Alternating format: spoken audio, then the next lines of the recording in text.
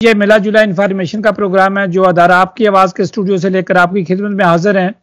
जिस तरह हमने पहले भी कहा था और आपको फेसबुक पर भी बताया था कि आज हमारे मेहमान होंगे जो आने वाले इलेक्शन है, कम्यूनिटी के इलेक्शन है, वो उनके उम्मीदवार हैं जो गालिबन नवंबर में होंगे, डेट भी सबको पता है। तो मेरे सामने जो मुझे नज़र आ रहे हैं वो बिलाल ज़हूर हैं, जिन्हें आप अच्छी तरह जानते हैं, पहचानते हैं, और साथ रुखसाना भी हैं। रुखसाना भी जानी पहचानी शख्सियत है, जिसे कहते हैं ये मीडिया का चेहरा है। आप अक्सर इन्हें मीडिया पर देखते रहते हैं। तो सियासतदान तो फिर आपको कम्यून में भी नजर आते रहते हैं, तो काम करते रहते हैं। तो मैं रुखसाना बीबी और आपको बिलाल खुश आमदीद कहते हुए अपने स्टूडियो में। वालेकुम अस्सलाम। जी वालेकुम अस्सलाम और बिस्मिल्लाहिर्रहमानिर्रहीम। सबसे पहले तो आपके समाइन को अस्सलाम वालेकुम और आपको एक दफ़ा फिर खुश हूँ कि आपने एक दफ़ा फिर हमें मौका दिया आपके समाइन से मुखातब होने का। हाँ जी, अस्सलाम वालेकुम। बहुत बहुत शुक्रिया, आपने हमें आज इनवाइट किया इधर। और अस्सलाम वालेकुम सबको। मैं ये कहती चलूँ कि ये एक बहुत अच्छा मौका होता है कि हम थोड़ी गपशप भी हो जाती है और थोड़ी नॉलेज भी बढ़ जाती है। तो बहुत बहुत शुक्रिया बुलाने का। बहुत शुक्रिया। बिलाल, आपसे शुरू करूंगा। पहले तो ख्वातीन को मौका मिलना चाहिए, लेकिन आपको पहले दे रहे हैं कि आप जरा अपना तारुफ तो कराएं। जी जरूर। जी जैसे आपने बताया, मेरा नाम बिलाल ज़हूर है। मैं 49 ईयर्स के करीब मेरी एज है और मेरा ताल्लुक कंजर्वेटिव पार्टी से है। मैं 14-15 साल से उनका मेंबर हूं और ये रीसेंट जो इलेक्शन हुए थे 2021 में, उनमें मेरा इलेक्ट हुआ था मैं पहली दफ़ा। उससे पहले भी मैं एज अ सुप्लेंट काम करता रहा हूं और लोकल लेवल पे मैं पार्टी के लिए भी काम करता रहा हूं। यानी कि मेरा कुछ 14-15 साल का समझ ले पॉलिटिक्स में तजर्बा है। बेशक मैं सिर्फ मुझे कम्यून काउंसिल में सिर्फ 3-3.5 साल हो गए। ये रुखसाना, यही सवाल आपसे है। हाँ जी, अस्सलाम वालेकुम। मैं तकरीबन लास्ट इलेक्शन मैंने लड़ा था सोशल डेमोक्रेटिक्स के लिए, और उससे पहले जो है उसके इलेक्शन के साथ मैं कुमेर पिस्टोर्स में इलेक्ट नहीं हुई थी, लेकिन यह है कि मैं सुप्लेंट हूँ, फर्स्ट सुप्लेंट हूँ कुमेर पिस्टोर्स की। और उसके अलावा जो है कुमेर पिस्टोर्स में बैठी हुई हूँ, सोशल डेमोक्रेटिक्स के पिस्टोर्स में बैठी हुई हूँ और उनकी ख्यूम्स खेस में भी बैठी हुई हूँ। तो मेरा जो पार्टी के कह सकते हैं, पार्टी में जो काम है मेरा बाहर से भी है अंदर से भी है। तो क्योंकि मेरी सोच ये है कि आप हर एंगल से पार्टी में अगर काम करते हो तो आपको इन्फ्लुएंस का ज्यादा मौका मिलता है। उसके अलावा मेरा तकरीबन 20-22 साल का इंच कशमूस स्कूल में काम करते हुए मुझे गुजर गया हुआ है और 21 मिनट छीरा में मैं रही हूँ काफी साल से। तो मेरा जो कह सकते हैं ये पॉलिटिकल लेवल पे बहुत सालों का तजर्बा है। जी बिलाल, आपने रुखसाना की बात सुनी। बिलाल, अक्सर होता है कि जिस कम्यून से आप दोनों इलेक्शन में हिस्सा ले रहे हैं तो वहाँ जो एक सिस्टम भी चलता है। अक्सर लोग हमसे कहते रहते हैं जी कि हम तो लाइव नशर कर देते हैं कि बरादरी सिस्टम में वोटें पड़ती हैं, तो क्या काबिलियत देखी जाती है या बरादरी सिस्टम देखा जाता है? जो भी लड़ता है तो वो तो काबिल होता है, तो इसीलिए कम्यून का इलेक्शन लड़ता है। आप क्या कहेंगे? जी बहुत अच्छे पॉइंट पे आपने सवाल उठाया, क्योंकि मैं इस क्या कहते हैं ये जो इलेक्शन के जो ये पिछले 3-4 इलेक्शन हो चुके हैं म्यूनिसिपैलिटी लेवल पे, तो मैं ये इन जो आप चीज़ें बता रहे हैं इनका मैं सामना कर चुका हूँ। रीसेंट जो इलेक्शन में भी 2021 में मुझे काफ़ी मुश्किलात का सामना करना पड़ा।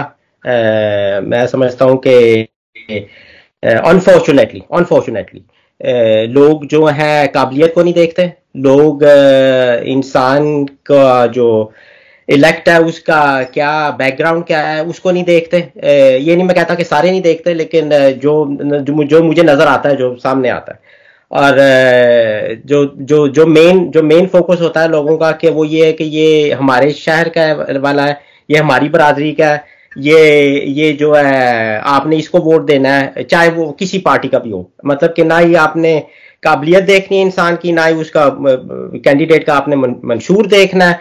ना ही उसका बैकग्राउंड देखना, ना ही उसका एक्सपीरियंस देखना। और ये अनफॉर्चुनेटली हमारी सिर्फ पाकिस्तानी कम्युनिटी में नहीं पाया जाता, ये टर्किश कम्युनिटी भी मैंने देखा है, वहां भी पाया जाता है। लेकिन चूंकि मेरा पाकिस्तानी कम्युनिटी से वास्ता है तो ये बहुत ज्यादा सामने आता है। और अब ये अफसोस भी से कहना पड़ता है कि 2025 में हम अब कदम रख चुके हैं, तो अभी तक हम वही जो नहीं है, एक मसाल है कि आप एक अगर कुएं में पाकिस्तानी गिर जाए सारे, तो वो हर एक को जो नहीं है अपने की पड़ी और ऊपर आने की कोशिश है कि मदद नहीं एक दूसरे की करनी, मतलब बाहर निकलने की कोशिश नहीं करनी, वो एक दूसरे की जो है वो टांग खींचते रहता है और वो हम वैसे के वैसे जो वो कुएं में ही मतलब के फंसे रहेंगे। ये मैंने सिंबॉलिकली तौर पे आपको बताया है। लेकिन उसके बावजूद जो भी हालात थे पिछली दफा भी, जहाँ के मुझे काफी लोगों ने इतना भी कहा कि आपका तो वोट बैंक नहीं है, आपको खड़ा ही नहीं होना चाहिए, यानी कि नाउम्मीद जिस तरह कहते हैं कि इंसान को किया जाता है, उस तरह भी मेरे साथ हुआ। पार्टी को तो आप छोड़ दें, लेकिन उसके अलावा ये तो मतलब ये कहना कि आप तो मैं अब क्या अल्फाज इस्तेमाल करूं, इतना भी कहा गया कि आप एक जो रेस में जो आप ये कदम रख रहे हो, आप एक नाकाम घोड़े हो, इतने तक अल्फाज मेरे में खिलाफ इस्तेमाल किए गए। और ये आप ये किसी और बंदे ने किसी ने कहा, ये हमारे लोकल एल्बर्टलोन में रहने वाली हैं जिन्होंने इतनी मतलब इस तरह के अल्फाज मेरे तरफ मेरे लिए इस्तेमाल किए। तो लेकिन मैंने हिम्मत नहीं हारी। बेशक मैं कम वोट से इलेक्ट हुआ, लेकिन मैंने अपनी कोशिश जारी रखी। और ये तीसरी दफा था जब ये 2021 में जब ये इलेक्शन हुआ है, तो मैंने मतलब अपनी तरफ से कोशिश जारी रखी और अपने अल्लाह ताला पे यकीन रखा। और वो कहते हैं ना कि अल्लाह ताला की लाठी जो है बे आवाज होती है। और समझ ले कि जब मैं इलेक्ट हो गया तो उन्हीं लोगों ने जिन्होंने मुझे इतना नाउम्मीद किया, वो इतने शर्मिंदा थे कि वो मेरे से नजर नहीं थे मिलाते। जी रुखसाना, आप कुछ कहेंगी? हाँ जी, मैं बिल्कुल तायद करती हूँ इनसे। बिलाल जो है बहुत अच्छा काम करते हैं, उधर हम एक ही है कम्युनिटी स्टोर्स में। तो कहने का मतलब ये है कि इंसान बस कोशिश कर सकता है, और बाकी जो किस्मत की कुछ बातें होती हैं, प्लस ये भी जो बरादरी सिस्टम है, मैं ये जरूर कहूंगी कि बरादरी सिस्टम में ये जरूर वो ये नहीं देखते कि अगला बंदा क्या काम कर रहा है। और अगर आप किसी को इलेक्ट नहीं करेंगे उसकी काबिलियत के बिना पे, तो आपको वो आउटपुट भी नहीं मिलेगा। अगर आपने सिर्फ उसको ऐसे बरादरी के तौर पे ले लिया है, तो आप ये भी देखें ना, आप देखें 4 साल हो गए क्या काम हुआ है, क्या किया है, उनकी क्या एफर्ट है, मीडिया में कितना नजर आते हैं, बाहर लोगों में सोशली कितना नजर आते हैं, कितना वो काम कर रहे हैं। ये सारी चीजें जो है ना मायने रखती हैं। तो मैं तो ये कहूंगी जो काबिल लोग हैं, अगर उनको आप वोट नहीं देते, सिलेक्ट नहीं करते, तो ये हमारी जो कम्युनिटी है उनका नुकसान है। उनको ये चाहिए कि वो देखें कि उनका क्या किस चीज में फायदा है। अब ये हम इधर रह रहे हैं, अब पाकिस्तान की पॉलिटिक्स अपनी जगह पे, लेकिन उसका हमारी रोजमर्रा की जिंदगी में कोई इन्फ्लुएंस नहीं है। हमारे बच्चे इन स्कूलों में जाते हैं, हमारी जो माएँ बहनें इधर काम करती हैं, हमारे माँ बाप इस मुल्क में रहते हैं, उनको यहाँ पे मसले हो रहे हैं। तो हमें वो मसले हल करने चाहिए जो हमारे नजदीक है। अपना रुखसाना आपने बजा फरमाया। बिलाल, आप चूंकि दोनों आप जो है डैनस सियासत करते हैं और आपकी कम्यून में जो है वो काफी लोग इलेक्ट हुए, लेकिन मुझे जाती तौर पर मैं आज कह रहा हूँ, कभी आपसे बात हो जाती है, कभी रुखसाना से बात हो जाती है, और कभी कभार जो है जोहर से भी बात होती रहती थी, लेकिन बाकी खुद कोई बंदा इनिशिएटिव नहीं लेता कि ये हम सियासतदान है। सियासतदान तो मौका ढूंढता कि मीडिया में मुझे मौका मिले। आप क्या कहेंगे? दरअसल कुछ लोगों की तो आदत होती है, एक तरफ से मैं समझता हूँ कि ये ज़ाहिर है एक अब इलेक्शन आ रहे हैं तो वो फिर एक मार्केटिंग भी आपकी ज़रूरी हो जाती है। लेकिन ये नहीं है कि अगर आप मीडिया के सामने नहीं आते कि आप बिहाइंड द सीन्स आप काम नहीं कर रहे, क्योंकि मैं किसी और की बात नहीं करता, मैं अपनी बात कर देता हूँ। क्योंकि जो जितनी भी मीटिंग्स होती हैं हमारी, उनका जो है बाकायदा वो समरी लिखा जाता है जो कि वेबसाइट पे अवेलेबल है। जो मंथली मीटिंग्स होती हैं वो भी आपको हर किसी के लिए वो पब्लिकली अवेलेबल है वेबसाइट पे। वहां आप हर कोई बंदा जाके देख सकता है कि किसने क्या किस टॉपिक पे क्या बात की है, यानी कि और उसके अलावा बिहाइंड द सीन्स जो है काफ़ी काम होता है, लेकिन वो ज़ाहिर मीडिया के सामने नहीं आता है, या किसी को जब आप बताएं ना कि ये भी इस फील्ड में भी काम हुआ है, तो वो आहिस्ता आहिस्ता इंसान इन लोगों को पता चलता है। अब चूंकि 2025 में अब ये 18 नवंबर को इलेक्शन होने हैं, तो ज़ाहिर है वो आपका एक तो फर्ज भी बन जाता है, दूसरा ये कि आपके फ्रॉम अ मार्केटिंग पर्सपेक्टिव आपके लिए ज़रूरी बन जाता है कि आप जो आपने चीज़ें बिल्स या जो आपके जो तजवीज़ जो है वो पास हुई हैं ड्यूरिंग द लास्ट 3.5 years, तो उनको आप सामने लेके आए और उसकी बेस पर आप अपना जो है अगर आप उसके अलावा भी आप कोई चीज़ें अचीव करना चाहते हैं, तो आप उस पर भी आप अपना जो है मंशूर सामने लेके आए और उसको आप यूज़ करें as a basis for re election. जा फरमाया। रुखसाना, आप काम करती रहती हैं, आप लोकल जो है ख्वातीन में काफ़ी जो है आपकी गैदरिंग हमें नज़र आती है, डिबेट्स भी आपकी नज़र आती हैं, और आप ज़ाहिर डेफिनेट कम्यूनिटी की जो सहूलियात होती हैं उससे फ़ायदा भी उठाना चाहिए, अपनी कम्यूनिटी को बुलाना भी चाहिए। लेकिन जो इस दफ़ा काफ़ी तादाद में जो हमें जो फीडबैक मिलता रहता है कि आपकी कम्यूनिटी से जो काफ़ी लोग जो है इस दफ़ा इलेक्शन में आ रहे हैं, अब ज़्यादातर कौन कौन से? एक तो मुझे कैसर का नाम पता चला है, और एक जो पहले इखलाक थे जो उनका पता चला है, और बिलाल और आप दोनों सामने हैं।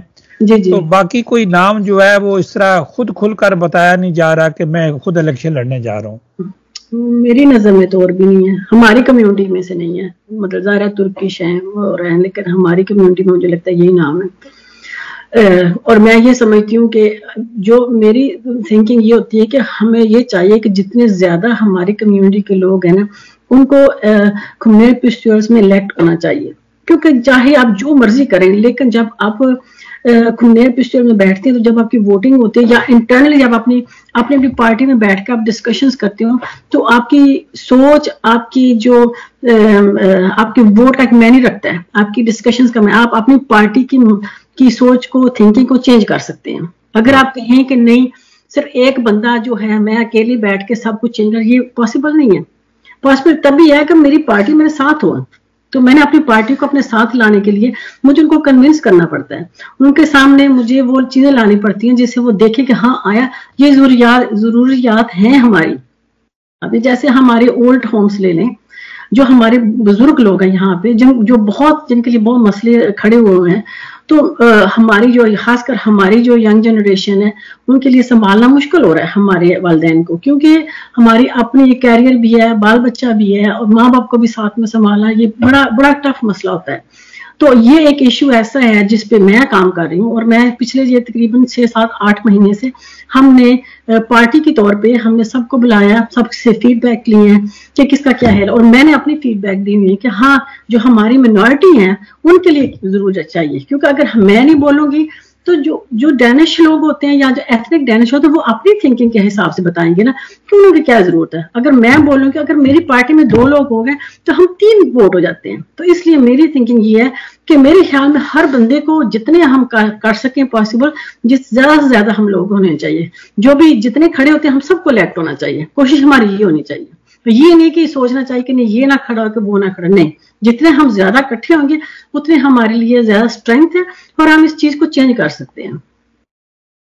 बिल्कुल आपने बजा फरमाया, खड़ा होना जमहूरियत में वोट बैंक का भी होना बहुत जरूरी है, वोट मिलने भी ज्यादा जरूरी है, और वोट जाया भी नहीं होने चाहिए कि जितने कैंडिडेट्स होंगे अगर उसमें अक्सरियत जीत जाती है तो पार्टियों को भी फायदा होता है और अपनी कम्युनिटी को भी फायदा होता है। बिलाल, आपने देखा कि लोग बहुत पेंशन पर बातें करते रहते हैं, पार्किंग पर बहुत सारी बात की जाती है, तो बिलाल ये क्या पेंशन के क्या मामला, इस पर कोई बात होती है? कोई नए कानून आ गए हैं या कम्यून में कुछ चीजें पास हो रही हैं? देखें, जो जहां तक पेंशन का ताल्लुक है, जो स्टेट की तरफ से जो कवानीन जो पास होते हैं उनका लोकल लेवल पे यानी कि म्यूनसिपैलिटी लेवल पर वो उनको इम्प्लीमेंट करना जो वो हर एक म्यूनसिपैलिटी के लिए एक मस्ट चीज़ है, क्योंकि लास्ट तो है वो आपको पता है कि वो आते हैं मेन पार्लियामेंट से, डेनिश पार्लियामेंट से आते हैं। पेंशन का आपने हवाला दिया, दूसरा जो पार्किंग का वो ये है कि पार्किंग पे आप लोकल लेवल पे कुछ चीज़ें कर सकते हैं, लेकिन कुछ चीज़ें हैं जो कि आप लोकल लेवल पे नहीं कर सकते। लेकिन उससे इन दोनों चीज़ों टॉपिक्स पे बात करने से पहले मैं जो रुखसाना ने बात की कि हमारे जो है मतलब रिप्रेजेंटेशन ज़रूरी है कोपेनहेगन अपना एल्बर्ट काउंसिल में, चाहे वो किसी पार्टी का भी हो। मैं 100% इनके साथ एग्री करता हूँ, क्योंकि पिछले जो 3-4 इलेक्शन है उसमें ये है कि हमारा जो एवरेज टर्न आउट है, अब मैं सिर्फ अपनी पाकिस्तानियों की नहीं बात करता, एवरेज जो टर्न आउट है जो वोट्स देने वाले हैं वो है अराउंड अबाउट 63-65% जो है हमारा टर्न आउट है एल्बर्ट म्यूनसिपैलिटी में, जो कि मैं समझता हूँ कि एक जमहूरियत के लिए एक बड़ा थब्बा है कि आप अपना जो ये हक है वोट का वो आप ज़ाया कर देते हैं। और अनफॉर्चुनेटली इसमें जो जहां तक स्टैटिस्टिक्स बताती है वो हमारे लोग ही हैं जो कि नहीं ज्यादा वोट देते, चाहे वो तुर्की हो, चाहे वो पाकिस्तानी हो, और किसी माइनॉरिटीज के हों, ग्रुप के हों। तो मैं समझता हूं कि ये इसको जो है इंक्रीज होना चाहिए, ज्यादा से ज्यादा जो टर्न आउट होगी तो वो एक तो जमहूरियत के लिए भी अच्छा है, दूसरा ये कि आपके जो उम्मीदवार कैंडिडेट्स खड़े हो रहे हैं उनके लिए भी अच्छा है, उनको भी हौसला अफजाई मिलती है। दूसरा ये कि ज्यादा इलेक्ट भी हो सकते हैं। अब जिस तरह के हम पिछली दफा 2021 में 5-6 उम्मीदवार थे, अगर तो लोग पूरी तरीके से वोट डालते तो मैं समझता था कि ऑल 5 कैंडिडेट्स जो थे वो इलेक्ट हो सकते थे। तो मेरा जो है ये अपने जो हर सिर्फ एल्बर्ट की आवाम से नहीं, हर किसी सिटी में मेरी ये अपील होगी कि आप अपना वोट का ज़ाया ना होने दें और उसको जो है उसको एक इमानत समझ के अपना जो है वोट लाजमी कास्ट करें। अभी तो टाइम तो है, लेकिन मैं समझता हूँ कि इसको आप ना दोबारा इसका ना आपको रिपीट करना पड़ेगा, बार बार बताना पड़ेगा कि अब ये वोट कास्ट कर सकते हैं और इसकी अहमियत क्या है। क्योंकि जो फैसले होते हैं, जो लोकल लेवल पे जो फैसले होते हैं, म्यूनसिपैलिटी लेवल पे, वो जो है वो आपके लिए बहुत मायने देते हैं लोकल लेवल पे, क्योंकि वो आपको जो है जिस तरह के स्कूल का मसला हो गया, आपके जो रुखसाना बात कर रही हैं, जो ओल्ड हाउस का जो मसला हो गया, इसके अलावा जो सड़कों का कोई हो गया मसला, बिजनेस, लोकल बिजनेस कम्युनिटी का मसला वगैरह, वो जो है सारे मसाइल जो है वो आप लोकल लेवल पे ही हल करते हैं। और उसके लिए आपकी लोकल रिप्रेजेंटेशन जो है काउंसिल में वो बहुत जरूरी है, वरना जो फैसला करने वाले हैं वो फैसला तो कर देंगे, आपका अगर आपकी अब आवाज नहीं होगी वहां, चाहे वो बिहाइंड द सीन्स है, चाहे वो ऑन द स्टेज है, वो अगर सामने नहीं आएगी तो वो ऐसे ही है कि वो ट्रेन जो है वो स्टेशन से निकल जाएगी और आप जो है देखते देखते रह जाएंगे। मैं टोटली एग्री करती हूँ कि मैं सोचती हूँ कि बहुत सारे जो हमारे कम्युनिटी के लोग हैं वो वोट नहीं देते, और खासकर मैं बोलूँगी यंग तबका जो है वो भी नहीं देते, वो लेजी हो जाते हैं। और मैंने अक्सर कई दफ़ा पूछा है यंग तबके से कि आपने, कहते हमें समझ नहीं आता हमने किसको वोट देना है, क्या आना है, किसकी क्या थिंकिंग है। तो हमें ये कोशिश करनी चाहिए हम किसी न किसी तरीके से जो हमारा यंग तबका है उनको भी ऑन बोर्ड करें, उनको भी इन्वॉल्व करें। चाहे तो कुछ आप डैनिश प्रोग्राम मेरे ख्याल में कर लें, क्योंकि हर जो ये यंग तबका है वो उर्दू स्पीकिंग नहीं है, तो हमें बेशक वो समझते हैं लेकिन वो फॉलो नहीं करते। तो मैं तो ये भी कहूंगी कि आप किसी तरीके से कोई ऐसे प्रोग्राम वो भी रखें जिसमें आप यंग तबके को भी अट्रैक्ट कर सकें, ताकि वो भी सुन सके कि क्या क्या फर्क है, कौन सी पार्टी क्या किस चीज के लिए खड़ी हो रही है, और किसका क्या मतलब किस चीज पे वो फोकस करना चाहते हैं। और इसी सिलसिले में मैंने जो है अगले संडे को यंग तबके के लिए कैफे रखा हुआ है, जहाँ पे मैं सबको ओपनली इन्वाइट कर रही हूँ। एल्बर्स्टोन का जितने यंग लोग हैं वो आए और आके अपनी ओपिनियन दें, हमें बताएं कि हमें क्या जरूरत है, क्योंकि अगर वो बताएंगे तो हम आगे से कुछ कर सकते हैं, उसके बगैर हम कुछ नहीं कर सकते। तो अगले संडे को एल्बर्स्टोन हाउस पे 11 से लेके 1 बजे तक आप आए, आके अपनी बात बताएं हमें, ताकि हम आगे जो है अपने मंशूर में उसको शामिल कर सकें। क्योंकि जमहूरियत का ये एक तरीका होता है कि आप पब्लिक के अपने लोगों से पूछते हैं, उसके बाद उसके अकॉर्डिंग फिर आप काम करते हैं।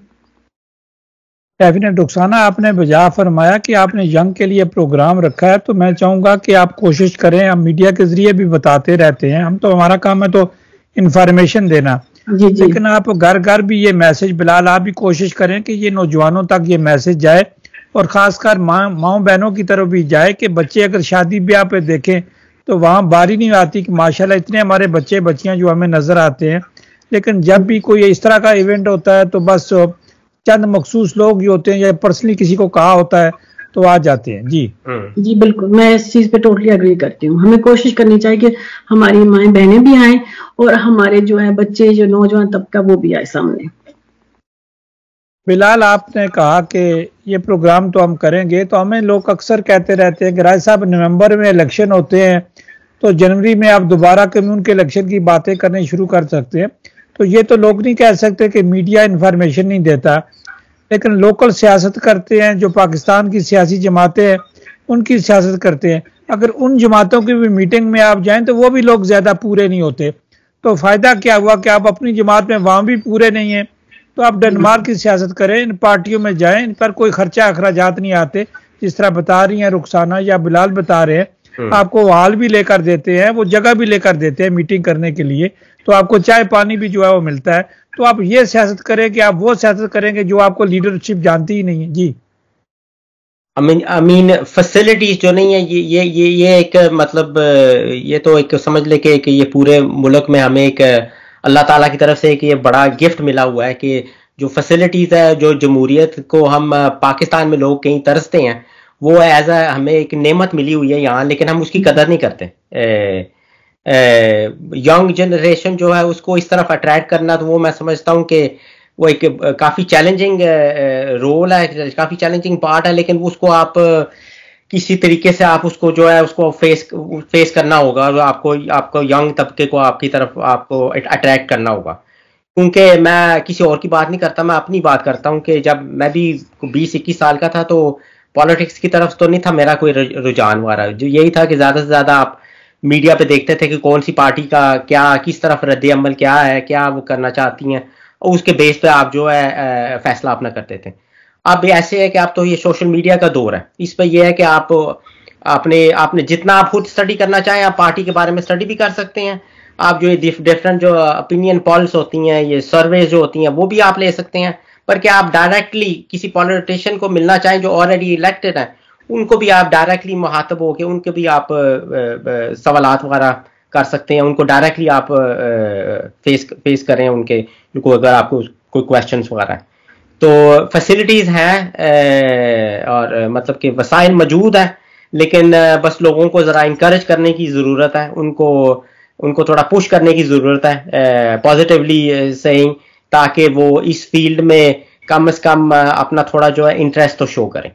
मैं इसमें ये भी ऐड करना चाहूंगी कि हमारा एक रोल मॉडल भी होता है। अगर आप डेनिश कम्युनिटी में देखें ना, तो ये एक रोल मॉडल होता है। अगर आप देखें फैमिली से अगर माँ बाप जाते हैं तो बच्चों को भी शौक हो जाता है कि इस चीज में जो है हम इंटरेस्ट लें। तो हमारे जो है यंग लोग, जो हमारे जिनके बच्चे जो आने, उनको चाहिए वो खुद भी जाएं, अपने बच्चों को साथ लेके जाएं, क्योंकि इसी तरह से उनको इंटरेस्ट पैदा होगा, उनको अवेयरनेस होगी। क्योंकि ये जमहूरियत जो हमें, जैसे बिलाल कह रहे हैं, एक बहुत बड़ी नेमत है और एक बहुत बड़ा गिफ्ट है जो हमें मिला हुआ है।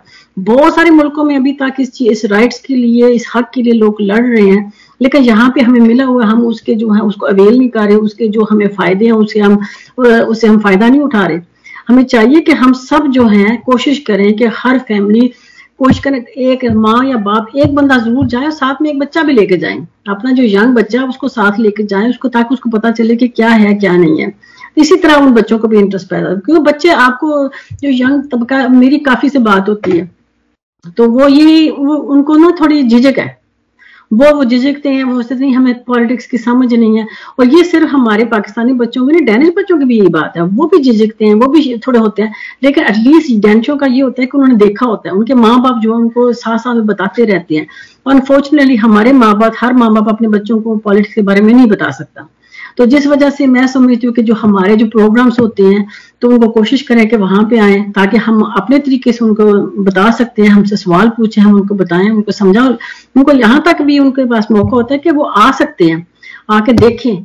और आपको पता है कि यहाँ पे तो ओपन होता है, जैसे बिलाल कह रहे हैं, हर चीज जो है चैनल पे पड़ी हुई है, आप फॉलो घर से भी फॉलो कर सकते हैं, बैठे और देखें कि कम्युनिटी स्टूडेंट्स की जब मीटिंग होती है, कौन क्या कह रहा है, कौन कौन से सभी, वो सारे सामने, आप पूरी पास्ट हिस्ट्री में भी देख सकते हैं कि कौन आ रहा है तो कौन क्या बोल रहा है। तो इस तरह से उनको भी पता चलेगा कि किस तरह से ये पॉलिटिक्स चलती है, क्योंकि ये सब कुछ जमहूरियत का यही मतलब होता है, सबके लिए, हम लोगों के लिए बैठे हुए हैं।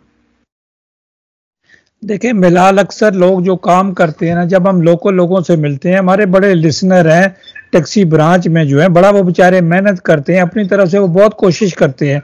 लेकिन हमारी मसाजिद हैं या मजहबी अदारे हैं, तो हमारे बहुत सारे प्रोग्राम होते हैं, हाजिरी वहाँ भी कहीं ज़्यादा होती है कहीं कम होती है। लेकिन शादी ब्याह पे जो है ना, वलीमों पे जो है हमारी जो है हाजिरी जो है वो मैक्सिमम होती है। तो क्यों ना एक, जब कम्यूने हेल्प भी करती हैं, तो एक बड़ा हाल लिया जाए, जो टाउन हाल लिया जाए, और उस पर ये त्यौहार मनाए जाएं जो हमारे त्यौहार होते हैं, या एक बड़ी मीटिंग जो है इन हाल्स में की जाए। छोटी छोटी जगहों पे जो हमने पार्किंग प्लेस बनाई हुई है, अपना अपना काम कर रहे हैं, तो वो काम वहीं तक रहता है। अब जिस इलाके में मैं रहता हूँ, जहाँ मेरे नज़दीक कोई मस्जिद होगी या मजहबी अदारा होगा, मैं वहाँ जाऊँगा नमाज पढ़ने के लिए। तो दूसरा होगा, वो कहेगा मेरे बड़ी अच्छी बात है, ये आपको सहूलियात मिली हुई है। लेकिन आपने जो है ना गठ करना है, इतमाही लोगों में से कहते हैं इत्तेफाक में बड़ी बरकत होती है। अब सियासत के लिए हमने सब ने मिलकर काम करना है, लोगों को राग़िब करें कि कम्यून की सियासत की तरफ आए। यहाँ आपके सारे मसाइल पड़े हुए हैं, पार्लियामेंट तो कानून बनाती है, आप पार्लियामेंट में जाए। हमारे बच्चे बच्चियां या हमारी ख्वातीन इस काबिल है कि वो पार्लियामेंट में भी बड़ी खूबी से बड़े अच्छा काम कर सकती है। अगर बड़ी बड़ी जॉब्स पे काम कर रही हैं, डॉक्टर्स हैं, इंजीनियर्स हैं, वकला हैं, इसी तरह टैक्स के महकमे में काम करते हैं। तो ये हमारा काम है, मीडिया हम तो इन्फॉर्मेशन देते हैं, सियासतदानों का भी काम है कि इस दफ़ा जो इलेक्शन हो, जिस तरह बिलाल आप कह रहे हैं कि वोट हमारे ज़ाया हो जाते हैं, ये आपकी 100% आवाज़ जो बात है वो दुरुस्त है। हम कचरे में फेंकते हैं, डस्टबिन में अपने वोट फेंक देते हैं। तो पाकिस्तान जो है वो गैर मुल्की हम लोग सारे जो है अपने ममालिक में वोट का हक मांगते हैं, जहाँ मिला हुआ है उसकी कदर हम क्या करते हैं। बिल्कुल, मैं बिल्कुल आपके साथ जो है ये एग्री करती हूँ। ये मैं क्या कहते हैं, आपकी अच्छी, बहुत ही अच्छी तजवीज़ है। मुझे याद है कि आज से ये पार्लियामेंट के इलेक्शन हुए थे, कोई लास्ट नहीं है उससे जो कोई 6 या 8 साल पहले जब पार्लियामेंट इलेक्शन थे, तो वहाँ मुझे याद है कि दो जो थे टर्किश उम्मीदवार थे पार्लियामेंट की तरफ से, और वो डिफरेंट पार्टीज की थी। उन्होंने ये अपने जिम्मे क्या कहते हैं कि रिस्पॉन्सिबिलिटी ली थी कि वो हर किसी कम्युनिटी पे, हर जहाँ उनको पता था कि हमारे लोग यहाँ ज़्यादा है टर्किश, वहाँ जाके वो उन्होंने मीटिंग्स की थी लोकल, खास तौर के खवातीन के साथ, यानी कि उनके होम बेस पे, उनके होम ग्राउंड पे उनके साथ मुलाकात की थी और उनको बताया था कि वोट का क्या मायने होना चाहिए और क्यों ज़ाया नहीं होना चाहिए। है तो वो पार्लियामेंट के इलेक्शन थे, लेकिन उसकी बेस पर मैं समझता हूँ कि काफ़ी अवेयरनेस पैदा हुई थी, क्योंकि बाद में काफ़ी उन्होंने जो सर्वे की थी तो उससे ये पता चला था कि पार्लियामेंट के इलेक्शन पे तो नहीं, लेकिन उसके जो पॉजिटिव जो नताइज थे वो ये थे कि म्यूनसिपैलिटी लेवल के जो इलेक्शन थे उस पे उसका पॉजिटिव जो है तसुरात नजर आए थे। और मैं अभी भी कहता हूं कि अगर इस इनिशिएटिव की जरूरत है तो मैं क्या कहते हैं रुखसाना को दावत देता हूं कि हम ये इनिशिएटिव साथ भी ले सकते हैं अपनी कम्युनिटी में। इधर यहाँ एल्बस्टोन से शुरू कर सकते हैं कि ऐसे एक इवेंट रखें जिसमें हम क्या कहते हैं अपनी कम्युनिटी को बताएं, चाहे वो क्या कहते हैं खवातीन है या मर्द हज़रात हैं, कि जो कि एक इंफॉर्मेशन के तौर पे बताएं कि ये कितने हमारे लोग जो हैं वोट नहीं डालते और इसका आखिर जो क्या नताइज जो हैं वो क्या होते हैं। तो बिल्कुल मैं तो इस चीज के लिए राजी हूँ। बिल्कुल मैं समझी, बहुत अच्छा आइडिया। अब अगर आपको याद होगा यूरोपियन पार्लियामेंट में भी और लोकल पार्लियामेंट फॉल्कचिंग में भी मैंने जो है वो वीडियोस में की तरफ से भी हम लोगों ने रखा हुआ था, इसी तरह का सेशन रखा हुआ था कि ताकि हम अवेयरनेस पैदा कर सकें। लेकिन मैं समझती हूँ कि वहां पे जो लोग आते हैं कम लोग आते हैं, और जो आते हैं तो वही गिने चुने जिनको ऑलरेडी इंटरेस्ट होता है पॉलिटिक्स में। जो नए चेहरे जिनको हमें अट्रैक्ट करना चाहिए वो मुझे लगता है कि थोड़ा वो मुश्किल होता है उनको अट्रैक्ट करना। तो उसके लिए आप सब कोशिश करें कि किसी तरीके से हम, चाहे हम सब मिलकर कोई तरीका करते हैं कि इस दफा हम जो है वो यंगस्टर को भी लें और ख्वातीन को भी लें और बुजुर्गों को भी लें, कि हर बंदा जो है वो उनको हम मिले और उनको बता सकें थे इनके क्या फायदा और क्या नुकसान है। असल में हमें उनको जब पता चले ना कि नुकसान कितना ज्यादा हो रहा है, तब बंदे को पता चलता है कि नहीं, हाँ मेरे लिए वोट देना कितना जरूरी है। जहाँ तक खाने की बात की जाती है कि कोनियां मारकर जो है अपना रास्ता बनाना पड़ता है। तो हमने देखा है कि जो मेरे सामने तजुर्बा है, जो मैंने देखा है, फॉलो भी किया है, कि जब तक आपको घर से भी सपोर्ट ना मिले, अपने बहन भाइयों की तरफ से, वालिदैन की तरफ से, अपना खासकर जो आपका जीवन साथी होता है उसकी तरफ से सपोर्ट ना मिले, क्योंकि आपने बहुत सारा टाइम लोगों के लिए जो है वो लगाना, सर्व करना होता है, तो ये बड़ा मुश्किल काम होता है। तो ये घर से भी जो है ना फुल सपोर्ट चाहिए। और मैंने देखा अशम को कि उसको पूरी सपोर्ट है घर से, अपनी सिस्टर की तरफ से, अपने वालिदैन की तरफ से।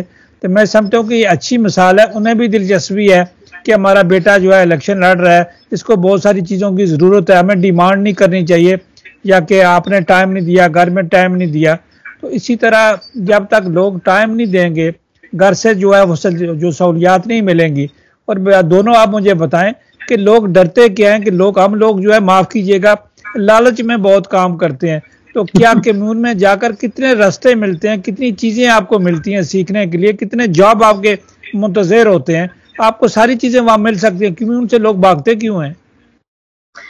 मैं समझू भागती नहीं है, ये लैक ऑफ नॉलेज है, क्योंकि जिनको पता चल जाता है। क्योंकि आप देखें कम्यून में जो नेटवर्किंग भी बहुत होती है, आपको बहुत लोगों से मिलना, उठना, बैठना मिलता है, मौका मिलता है, सीखने को मिलता है। और जिस तरफ भी आप चाहें, जहां भी आप चाहें, वहां पे आप जा सकते हैं, आप ज्यादा नॉलेज गेन कर सकते हैं, उस एरिया को आप डेवलप कर सकते हैं वहां पे आपको। क्योंकि ये डेमोक्रेसी है, आप इलेक्टेड बाय पीपल हो, तो हर बंदा जो है जो इस चीज के, इस एरिया के अंदर जा सकता है। तो मैं तो दावा देती हूँ कि हर बच्चे को, क्योंकि आप देखिए अब यहाँ पे जो फल्को स्कूल है, अब ये एक छोटी सी बात है, क्योंकि हम लोग जो है ना पाकिस्तान की पॉलिसी के ज्यादा इंटरेस्ट रखते हैं, लेकिन हम अपने फल्को स्कूल के लिए क्यों नहीं करते।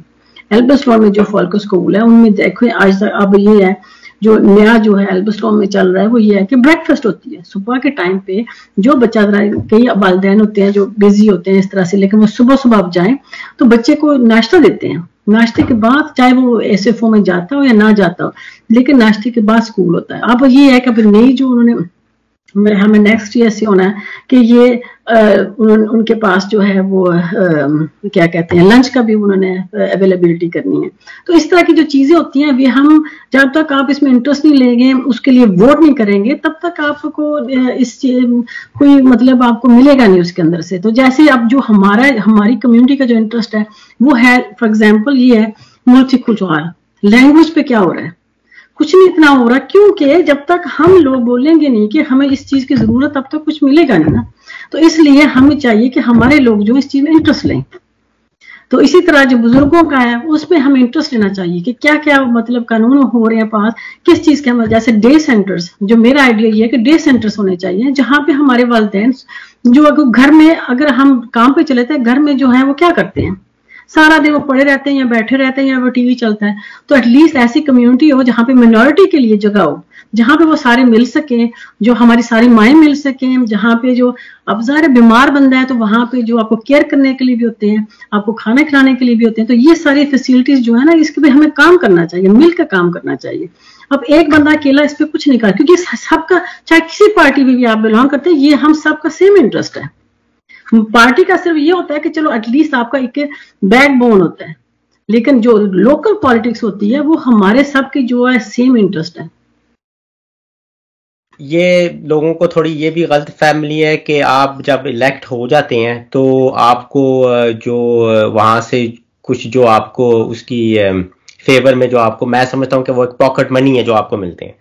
वो कई लोग, अगर जो लोग इस बात का लालच रखते हैं कि यहाँ से जो उनको एक्स्ट्रा उनकी एक सैलरी आएगी या तनख्वाह आएगी, तो वो मैं समझता हूँ कि वो अगर आप उसका देखें कि आप जितना आपने स्टडी करना होता है अपनी तैयारी करने के लिए मीटिंग्स पे, तो वो आप अगर उसको अगर आप कैलकुलेट करें तो वो घंटे के मे बी 20-25 करोड़ भी ना बनते हों।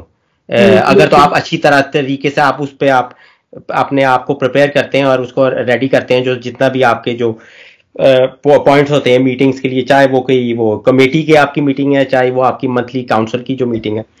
तो जो लोग इस बात का लालच रखते हैं कि हमें जो है एक्स्ट्रा यहाँ से पैसे आएंगे, मैं समझता हूँ कि आप वो जो है एक तो डिसहार्ड होंगे, क्योंकि उनको जब पता चलेगा कि यहाँ इतना मेहनत से हमें स्टडी करके और इस घंटे के इतने पैसे बनते हैं, तो वो मैं समझता हूँ कि वो इस तरफ अट्रैक्ट नहीं होंगे। आपका जो अगर आप वाकई इस फील्ड शोबे में अगर आप कदम रखना चाहते हैं तो आपका एक जो है इंटरेस्ट होना चाहिए अपनी आवाम के लिए, अपने जाती मफाद के लिए नहीं, अपनी आवाम की हेल्प के लिए आप में तड़प होनी चाहिए। उनकी जो ज़रूरियात का ख्याल आपको रखना पड़ेगा। और उसके आखिर में जो है आप मैं हूँ, यानी कि आखिर में आप है सबसे पहले कम्युनिटी, उसके बाद आप। बिल्कुल मैं एग्री करती हूँ इस चीज पे। आपकी पूरी फैमिली, जैसे आप पहले भी बोल रहे थे कि फैमिली की सपोर्ट होना चाहिए, मैं कहती हूँ ये 100% है। क्योंकि अब जैसे मेरी बेटी है, मेरे बच्चे हैं, उनको पता होता है कि मामा ने जाना है तो उन्होंने साथ जाना है, उन्होंने साथ, उनको मैं पहले बुक किया होता है कि नहीं इस दिन आपने जो टाइम देना है। क्योंकि आपको पता होना चाहिए कि ये एक आप अकेले, जैसे आप कह रहे हैं, कुछ नहीं कर सकते। अगर मेरे बच्चे या मेरे घर वाले नहीं सपोर्ट करेंगे तो मेरे लिए पॉसिबल नहीं है कि ये सब काम करना। तो जो मैं करती हूँ, मेरा एक पैशन है, समझ लें कि पैशन है किसी के लिए कुछ कर दे। अपने लिए तो सारे लोग जीते हैं, कोई होता है जो दूसरे के लिए जीते हैं। मैं चाहूंगा आप चूंकि दोनों का अलग-अलग पार्टी से तल्लक है, आप दोनों डैनिश में डिबेट करें। मैं सवाल करूंगा, आप बेशक डैनिश में जवाब दें, चूंकि हमारे लोग आप डैनिश सारे समझते भी हैं, बोलते भी हैं। चूंकि आप दोनों कैंडिडेट अगली बार आने वाला, आपकी पार्टी अलग है, इनकी पार्टी अलग है। तो मैं कोपेनहेगन कम्यून की बात करूंगा कि इस वक्त कोपेनहेगन कम्यून में 2 उम्मीदवार हैं जो हमें नजर आए अभी तक। एक काशिफ है और एक जो है वो फ्री ग्रोने की तरफ से हशम आगा है। अभी तक हमें किसी का नाम नहीं पता चला कि कोपेनहेगन कम्यून में जो है वो कौन इलेक्शन लड़ेगा।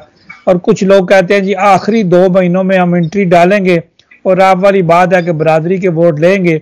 और मैं कहूँगा कि जो पुराने जो हमारे सिटी काउंसिलर हैं, बड़ा तजुर्बा उनके पास, वो लोगों को राग़िब करें इस तरफ, तो जो उनकी मबजूल करवाएं कि आप वोट डालें, चाहे कोई भी पार्टी हो, किसी पार्टी को आप वोट डालें, लेकिन वोट को जाया ना करें। जी Men jag är helt enig visst det ska göras på tjänsteman för mig. Vi fastas på årstens. Men jag är enig i att vi ska, det viktigaste, allra viktigaste, det är att du stämmer.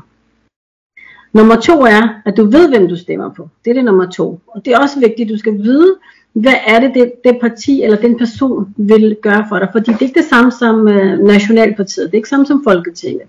Lokalpolitik er individuelt. Så hver kandidat har nogle fokusområder, som de gerne vil arbejde for inden for deres eget parti. Og det er det, jeg tænker, det er meget vigtigt. En ting er, at du skal vide partiprogrammet, lokalt partiprogram, hvad er det, de gerne vil arbejde med. Og så hvad er det, den kandidat gerne vil arbejde med. For det har også en stor betydning. Der sidder mange kandidater med forskellige områder, de ønsker at arbejde med. Så jeg tænker, det er de 2 vigtige beskeder, jeg vil give. Find ud af, hvem, for det første få stemt, og hvem du skal stemme på. Hvad er det de vil arbejde for? Fordi det nytter ikke noget, at du stemmer bare fordi der er nogen, der siger til, at du skal stemme på den person. Du ved ikke, hvad det er, at du giver din stemme til. Ja, altså igen, allervigtigst er bruge din stemme, og hvis du er i tvivl, så brug nogle af de undersøgelser eller de her spørgeskemaer, man kan udfylde på DR eller TV2, når tiden nærmer sig. Jeg tror på den anden side af sommerferien, så vil der være mulighed for at lave nogle kandidattest, hedder det. Og det giver også en indikation af, hvad der betyder noget for en. Jeg siger ikke, at det giver 100% svar på, hvem du skal stemme på, eller hvad du skal stemme på, men det giver en indikation af, hvor du bevæger dig hen. Om du er, vil gerne støtte nogle højrefløjspartier eller venstrefløjspartier. Og der skal man også bare lige huske, at lokalpolitik, der er meget af det smeltet sammen. Fordi alle partier samarbejder med hinanden. Vores parti, Konservative, har igen de sidste mange år, bortset fra forrige år, lavet budgetaftaler med Socialdemokratiet. Vi laver generelt mange aftaler på tværs. Så samarbejdet på tværs af partierne er meget mere venligt anset, end det er på Christiansborg.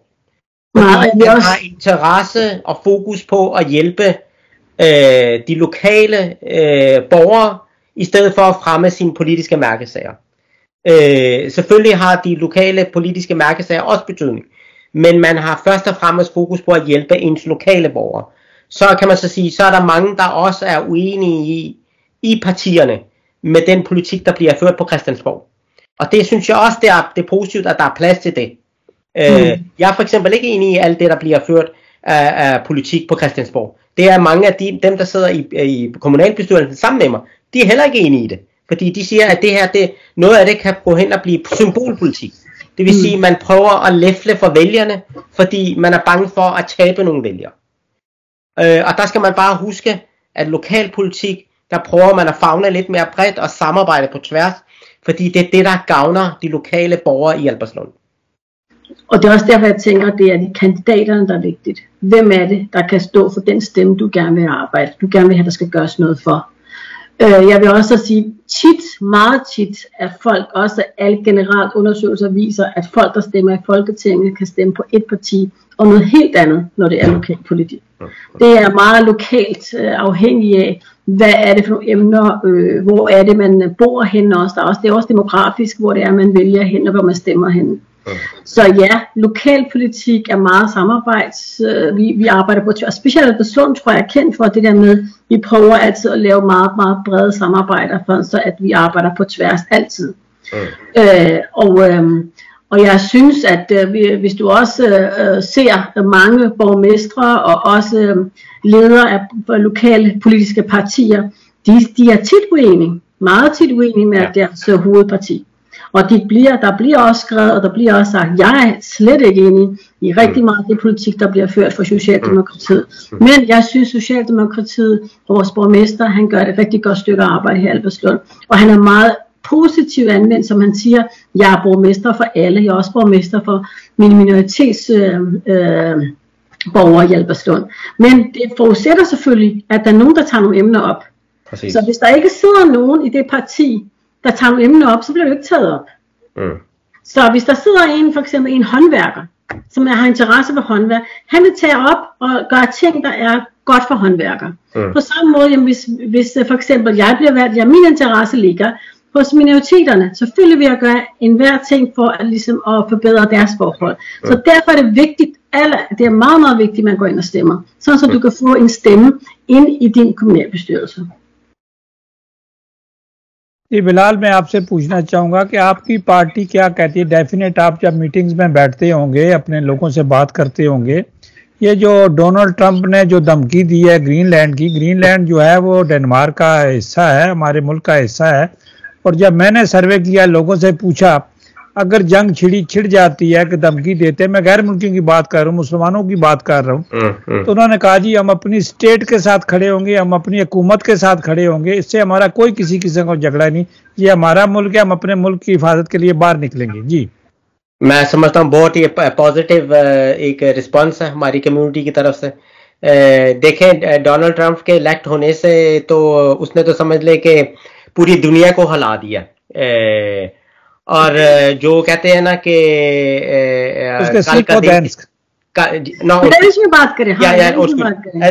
verden er blevet mere uforudsigelig, og det snakker alle sammen om. Jeg vil så sige, ja, den er blevet uforudsigelig, men man må også respektere den afstemning, der har fundet sted i USA, om den har været påvirket af store IT-giganter som Elon Musk og Microsoft osv. Det må de selv om, men det er folk, der har stemt på Donald Trump. Man kan være uenig eller enig i hans politik, men man må respektere folkets valg. Og så kan man så sige, ja, han har så skabt meget uforudsigelighed, meget røre i den hele verden. Og der er nok mange, især i Europa, der går og håber på, at de 4 år skal gå hurtigt, så vi får en ny demokratisk leder tilbage på magten. Det jeg må konstatere, det er, at lige så travlt man havde med at kritisere Donald Trump, lige så hurtigere har man også, eller kritisere Biden. Sådan har det, men nu har man det lidt omvendt med Trump ved at sige, at nu skal de 4 år gå så hurtigt som det kan, så vi kan få en demokratisk leder tilbage til Det Hvide Hus, set med europæiske briller. Men jeg ser bare på det, at det er demokratiets spilleregler. Man må respektere, at den amerikanske befolkning har valgt Donald Trump, og hans motto er jo America First. Og der må man jo også bare sige, ja, det er jo en nationalistisk dagsorden, og den må man bare respektere. og så må man prøve at samarbejde så godt man kan. Det er også en del af politik, at prøve at manøvrere i den uforudsigelige verden, og så må man tage en dag ad gangen. Man kan ikke, det er, som man på dansk siger, det er gynger og karuseller, man kan ikke vinde hver gang. Men jeg tænker også, altså jeg giver dig ret i, ja, det er amerikansk, det er jo demokratisk, den er blevet valgt, men jeg vil så også sige, at han har jo støtte. Altså folket vil jo gerne, gider ikke det der internationalt, de gider ikke alle de der krige, de gider ikke det der. De vil gerne have lokal politik. Præcis. Og det tænker jeg også, det kan godt være, at han er sådan en, der siger mange ting, og har nok også støtte bag sig, det han siger. Men han er jo ikke helt hen. Det er han jo ikke. Der er jo nogle ting, der kommer til at ændre sig. Altså jeg kunne da godt tænke mig, at der var kommet lidt mere fred i verden. Jeg har ikke lyst til alle de her krige, og jeg tror på, at i det mindste, jamen så håber vi i hvert fald, at Ukraine-krigen, den måske også stopper. Og der kommer lidt mere fred i verden, fordi han har mere fokus på indenrigspolitik. Så kan det godt være, at renten ikke falder, som jeg havde ønsket mig, osv. Det økonomiske kommer jo til at have en betydning, fordi at lige så snart, hvis han sætter toldsatser på fra alle varer fra EU, jamen så bliver det jo også svært økonomisk for Europa. Så ja, men han har fokus på sit eget land, og jeg synes, det er det amerikanske befolkning, der har valgt det. Så måske, hvis man skal se noget bedring i alt det, så tænker jeg forhåbentlig kommer der mindre krig. Ja. Jeg vil også sige, at Danmark, ligesom mange andre europæiske lande, har jo sovet i timen. Ikke fordi, at man ikke har oprustet, det vil sige rent i forhold til forsvar og investeret i krudt og kugler, men man har lænet sig for meget op af, at USA skal nok hjælpe os til enhver tid. Og det er ikke kun Danmark, der har slået fejl der, det er også mange andre europæiske lande. Og jeg, på sin vis siger man, at noget er altid godt for noget andet. Fordi det wake-up-call skulle måske være kommet tidligere, men det har i hvert fald gjort, at europæerne for eksempel har taget sig sammen. Nu læser jeg her i går, at nu er der nogle europæiske ledere, der siger, at de gerne vil samarbejde med Kina. Fordi USA er begyndt at true med straftold og så videre. Altså, det er lidt meget dobbeltmoralsk også set med europæiske briller, at man lige pludselig gerne vil Kina, fordi nu har USA ligesom vendt ryggen til. Men det er jo igen, det er jo et spørgsmål om interesser, økonomiske interesser, og ikke mindst job lokalt i EU. Og selvfølgelig forstår jeg godt den bekymring, der er også, der er rejst blandt de europæiske ledere i EU-regi. Men jeg vil så sige, at det er et wake-up call, der er kommet meget, meget sent for de europæiske lande. Jeg tænker også, hvis man skulle snakke lidt om EU, så tænker jeg også, at de europæiske lande, de kan jo ikke blive enige om noget. Det er det, der er problemet. Problemet er, at de kan ikke blive enige om noget. Det er, og de har lænet sig for meget op af USA og NATO. सारा मैं आखिरी सवाल की तरफ बढ़ता हूँ कि आपकी लीडर को, आपकी पार्टी को, हुकूमती जमात को जो है डेनमार्क की वज़ीर-ए-आज़म को जब डोनाल्ड ट्रंप धमकी दे रहे थे, लेकिन अब आपकी पार्टी जो है वो काफी पीछे थी, लेकिन कुछ % आप आगे चले गए, क्या वजह है? हमारी पार्टी आगे चली गई है, det tror jeg ikke. Jeg tror ikke, at de er så meget fremme, som du tænker. Lige nu er det som mange godt kan lide, det er, at hvis du skal kigge politisk, så er det jo, der er jo meget symbolpolitik også.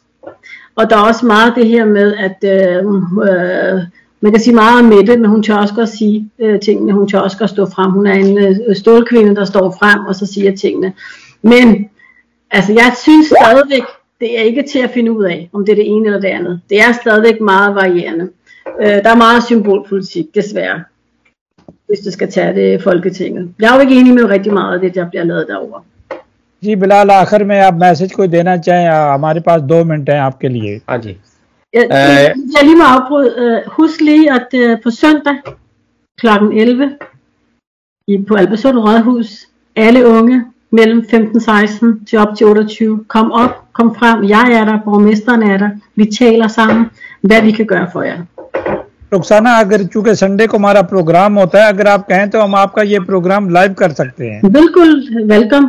आप welcome है, आप वहाँ आए, बेशक आप आए. Alle er velkommen til at komme. Det er en åben invitation. Til sidst vil jeg bare sige, at 18. november 2025, det føles som langt væk, men lige om lidt så går vi ind i forår, og snart er det sommer, og så går, kan man sige, valgkampen for alvor i gang.